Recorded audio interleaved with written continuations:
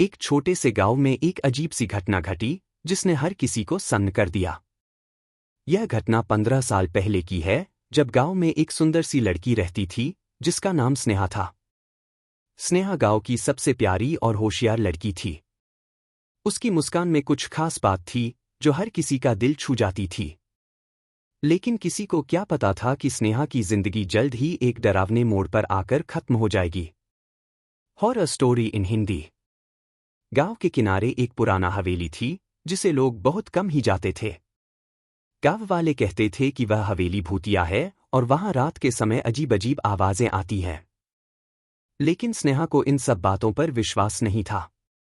वह हमेशा कहती थी, भूत प्रेत कुछ नहीं होते, ये सिर्फ हमारी कल्पनाएं होती हैं। एक दिन स्नेहा अपने दोस्तों के साथ खेल रही थी, तभी उसकी नज़र उस पुरानी हवेली पर पड़ी। उसने मन में सोचा कि आज वह हवेली में जरूर जाएगी और देखेगी कि वहां क्या है।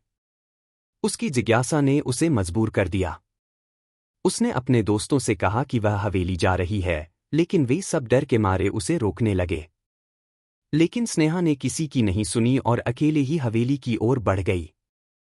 Horror story in Hindi. हवेली के पास पहुंचते ही स्नेहा को कुछ अजीब सा महसूस हुआ। हवेली के दरवाजे बंद थे, लेकिन जैसे ही उसने दरवाजे को हल्का सा धक्का दिया, दरवाजा खुल गया। वह डरते हुए अंदर दाखिल हुई और अंदर घुसते ही एक खौफनाक ठंडी हवा का झोंका उसके चेहरे से टकराया। हवेली के अंदर सन्नाटा था, लेकिन तभी उसे किसी के हल्की हल्की हंसी सुनाई दी। स्नेहा डरते डरते आवाज की दिशा में बढ़ी।